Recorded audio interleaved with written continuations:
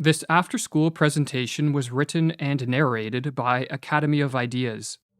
Check out their YouTube channel for more of their videos.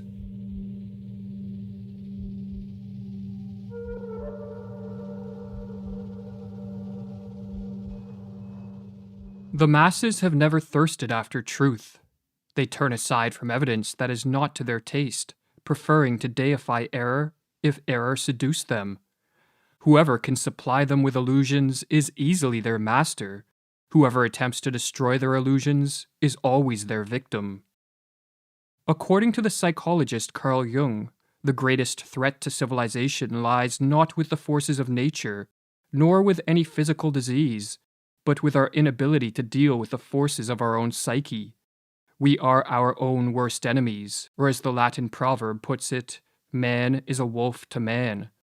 In Civilization in Transition, Jung states that this proverb is a sad yet eternal truism, and our wolf-like tendencies come most prominently into play at those times of history when mental illness becomes the norm rather than the exception in a society, a situation which Jung termed a psychic epidemic.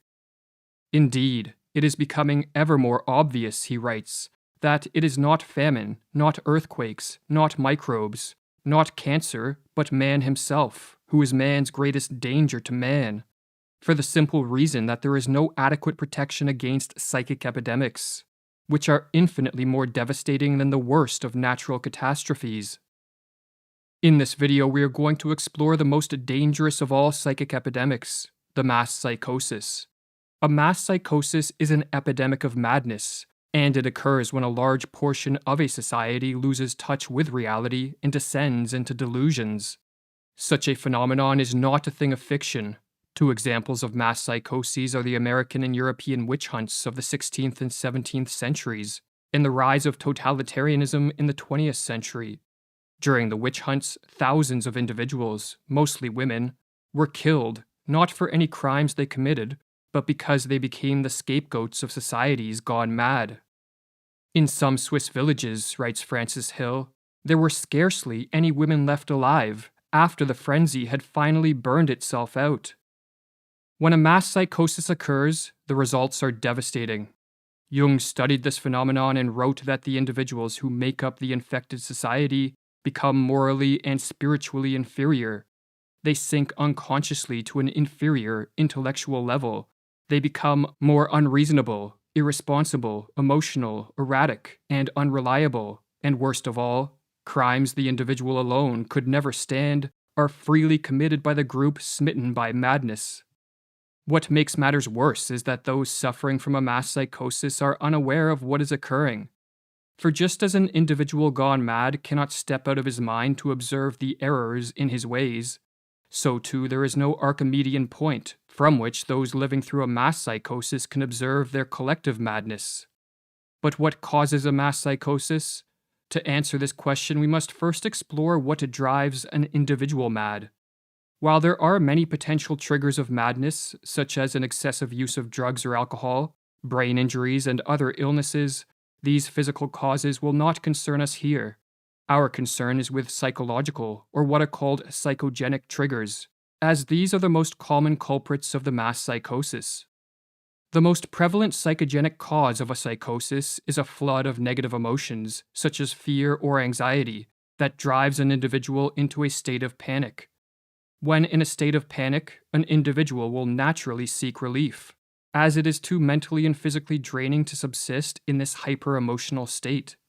While escaping from the state of panic can be accomplished through adaptive means, such as facing up to and defeating the fear-generating threat, another way to escape is to undergo a psychotic break. A psychotic break is not a descent into a state of greater disorder, as many believe, but a reordering of one's experiential world, which blends fact and fiction, or delusions and reality, in a way that helps end the feelings of panic. Silvano Arietti, one of the 20th century's foremost authorities on schizophrenia, explains the psychogenic steps that lead to madness. Firstly, there is the phase of panic, when the patient starts to perceive things in a different way, is frightened on account of it, appears confused, and does not know how to explain the strange things that are happening. The next step is what Arrietty calls a phase of psychotic insight, whereby an individual succeeds in putting things together by devising a pathological way of seeing reality which allows him to explain his abnormal experiences.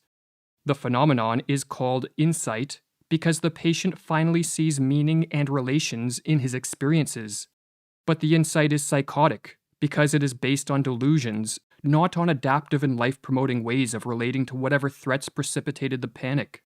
The delusions, in other words, allow the panic-stricken individual to escape from the flood of negative emotions, but at the cost of losing touch with reality, and for this reason, Arrietty says that a psychotic break can be viewed as an abnormal way of dealing with an extreme state of anxiety.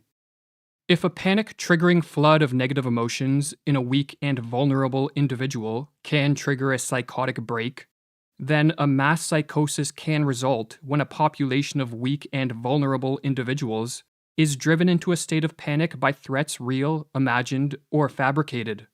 But as delusions can take many forms, and as madness can manifest in countless ways, the specific manner in which a mass psychosis unfolds will differ based on the historical and cultural context of the infected society. But in the modern era, it is the mass psychosis of totalitarianism that appears to be the greatest threat.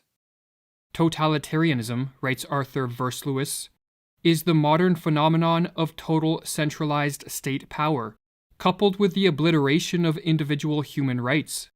In the totalized state, there are those in power, and there are the objectified masses, the victims. In a totalitarian society, the population is divided into two groups, the rulers and the ruled, and both groups undergo a pathological transformation. The rulers are elevated to an almost godlike status, which is diametrically opposed to our nature as imperfect beings who are easily corrupted by power. The masses, on the other hand, are transformed into the dependent subjects of these pathological rulers and take on a psychologically regressed and childlike status. Hannah Arendt, one of the 20th century's preeminent scholars of this form of rule, called totalitarianism an attempted transformation of human nature itself. But this attempted transformation only turns sound minds into sick minds. For as the Dutch medical doctor who studied the mental effects of living under totalitarianism wrote, "There is in fact much that is comparable between the strange reactions of the citizens of totalitarianism and their culture as a whole, on the one hand, and the reactions of the sick schizophrenic on the other. The social transformation that unfolds under totalitarianism is built upon and sustained by delusions. For only deluded men and women regress to the childlike status of obedient and submissive subjects, and hand over complete control of their lives to politicians and bureaucrats. Only a deluded ruling class will believe that they possess the knowledge, wisdom, and acumen to completely control society in a top-down manner, and only when under the spell of delusions would anyone believe that a society composed of power-hungry rulers on the one hand, and a psychologically regressed population on the other, will lead to anything other than mass suffering and social ruin. But what triggers the psychosis of totalitarianism? As was explored in the previous video of this series, the mass psychosis of totalitarianism begins in a society's ruling class. The individuals that make up this class, be it politicians, bureaucrats, or crony capitalists, are very prone to delusions that augment their power, and no delusion is more attractive to the power-hungry than the delusion that they can and should control and dominate a society.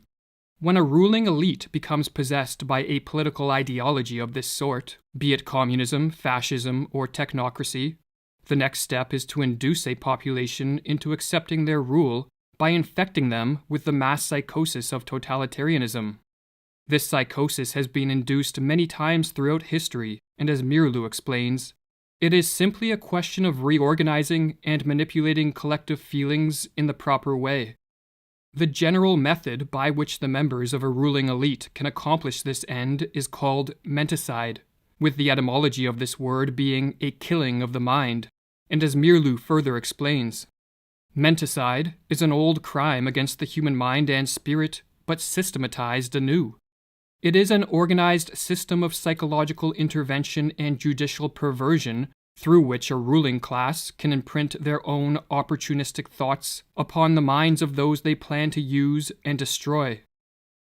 Priming a population for the crime of menticide begins with the sowing of fear. When an individual is flooded with negative emotions, such as fear or anxiety, he or she is very susceptible to a descent into the delusions of madness. Threats, real, imagined, or fabricated, can be used to sow fear, but a particularly effective technique is to use waves of terror. Under this technique, the sowing of fear is staggered with periods of calm, but each of these periods of calm is followed by the manufacturing of an even more intense spell of fear, and on the process goes. Or as Mirlu writes, each wave of terrorizing creates its effects more easily after a breathing spell than the one that preceded it, because people are still disturbed by their previous experience. Morality becomes lower and lower, and the psychological effects of each new propaganda campaign become stronger. It reaches a public already softened up. While fear primes a population for menticide, the use of propaganda to spread misinformation and to promote confusion with respect to the source of the threats and the nature of the crisis helps to break down the minds of the masses. Government officials and their lackeys in the media can use contradictory reports, nonsensical information, and even blatant lies. As the more they confuse, the less capable will a population be to cope with the crisis and diminish their fear in a rational and adaptive manner. Confusion, in other words, heightens the susceptibility of a descent into the delusions of totalitarianism. Or as Mirlu explains, logic can be met with logic, while illogic cannot. It confuses those who think straight. The big lie and monotonously repeated nonsense have more emotional appeal than logic and reason. While the people are still searching for a reasonable counterargument to the first lie, the totalitarians can assault them with another. Never before in history have such effective means existed to manipulate a society into the psychosis of totalitarianism. Smartphones and social media, television and the internet, all in conjunction with algorithms that quickly censor the flow of unwanted information, allow those in power to easily assault the minds of the masses. What is more, the addictive nature of these technologies means that many people voluntarily subject themselves to the ruling elite's propaganda with a remarkable frequency. Modern technology, explains Mirlu, teaches man to take for granted the world he is looking at.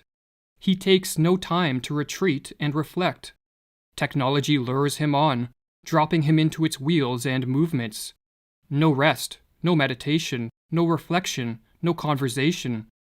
The senses are continually overloaded with stimuli. Man doesn't learn to question his world anymore. The screen offers him answers, ready-made. But there is a further step the would-be totalitarian rulers can take to increase the chance of a totalitarian psychosis, and this is to isolate the victims and to disrupt normal social interactions. When alone and lacking normal interactions with friends, family, and coworkers, an individual becomes far more susceptible to delusions for several reasons. Firstly, they lose contact with the corrective force of the positive example, for not everyone is tricked by the machinations of the ruling elite, and the individuals who see through the propaganda can help free others from the menticidal assault. If, however, isolation is enforced, the power of these positive examples greatly diminishes. But another reason that isolation increases the efficacy of menticide is because, like many other species, human beings are more easily conditioned into new patterns of thought and behavior when isolated. Or as Mirlu explains with regards to the physiologist Ivan Pavlov's work on behavioral conditioning, Pavlov made another significant discovery. The conditioned reflex could be developed most easily in a quiet laboratory with a minimum of disturbing stimuli. Every trainer of animals knows this from his own experience. Isolation and the patient repetition of stimuli are required to tame wild animals. The totalitarians have followed this rule. They know that they can condition their political victims most quickly if they are kept in isolation. Alone, confused, and battered by waves of terror, a population under an attack of menticide descends into a hopeless and vulnerable state. The never-ending stream of propaganda turns minds once capable of rational thought into playhouses of irrational forces. And with chaos swirling around them and within them, the masses crave a return to a more ordered world. The would-be totalitarians can now take the decisive step. They can offer a way out and a return to order in a world that seems to be moving rapidly in the opposite direction. But all this comes at a price. The masses must give up their freedom and cede control of all aspects of life to the ruling elite. They must relinquish their capacity to be self-reliant individuals who are responsible for their own lives, and become submissive and obedient subjects. The masses, in other words, must descend into the delusions of the totalitarian psychosis. The totalitarian systems of the 20th century represent a kind of collective psychosis. Whether gradually or suddenly, reason and common human decency are no longer possible in such a system. There is only a pervasive atmosphere of terror and a projection of the enemy, imagined to be in our midst. Thus society turns on itself, urged on by the ruling authorities. But the order of a totalitarian world is a pathological order. By enforcing a strict conformity and requiring a blind obedience from the citizenry, totalitarianism rids the world of the spontaneity that produces many of life's joys and the creativity that drives society forward. The total control of this form of rule, no matter under what name it is branded, be it rule by scientists and doctors, politicians and bureaucrats, or a dictator, breeds stagnation, destruction, and death on a mass scale. And so perhaps the most important question facing the world is how can totalitarianism be prevented? And if a society has been induced into the early stages of this mass psychosis, can the effects be reversed? While one can never be sure of the prognosis of a collective madness, there are steps that can be taken to help effectuate a cure. This task, however, necessitates many different approaches from many different people. For just as the menticidal attack is multi-pronged, so too must be the counterattack. According to Carl Jung, for those of us who wish to help return sanity to an insane world, the first step is to bring order to our own minds and to live in a way that provides inspiration for others to follow. It is not for nothing that our age cries out for the Redeemer personality, for the one who can emancipate himself from the grip of the collective psychosis and save at least his own soul, who lights a beacon of hope for others, proclaiming that here is at least one man who has succeeded in extricating himself from the fatal identity with the group psyche. But assuming one is living in a manner free of the grip of the psychosis, there are further steps that can be taken. Information that counters the propaganda should be spread as far and as wide as possible, for the truth is more powerful than the fiction and falsities peddled by the would-be totalitarian rulers, and so their success is in part contingent on their ability to censor the free flow of information. Another tactic is to use humor and ridicule to delegitimize the ruling elite, or as Mirlu explains, we must learn to treat the demagogue and aspirant dictators in our midst with the weapon of ridicule. The demagogue himself is almost incapable of humor of any sort, and if we treat him with humor, he will begin to collapse. A tactic recommended by Václav Havel, a political dissident under Soviet communist rule, who later became president of Czechoslovakia, is the construction of what are called parallel structures.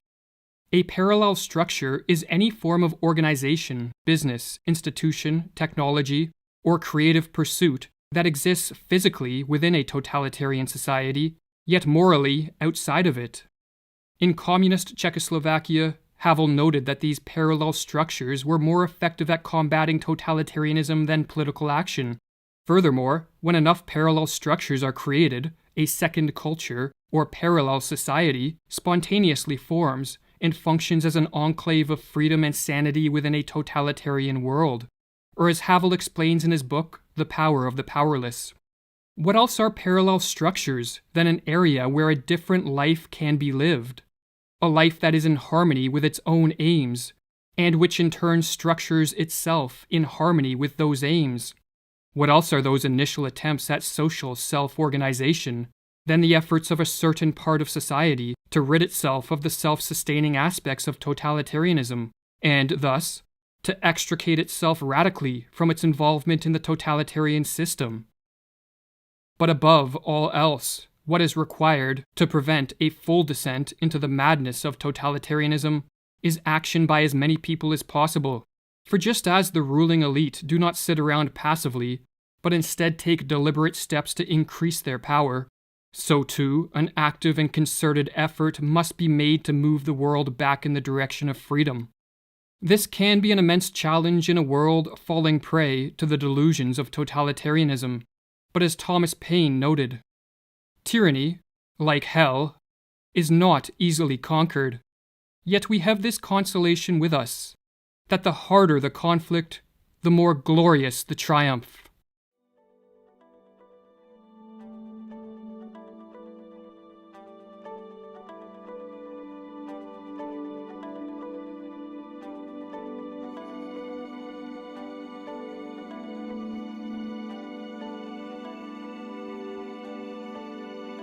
For more content like this, visit the YouTube channel Academy of Ideas or the website academyofideas.com.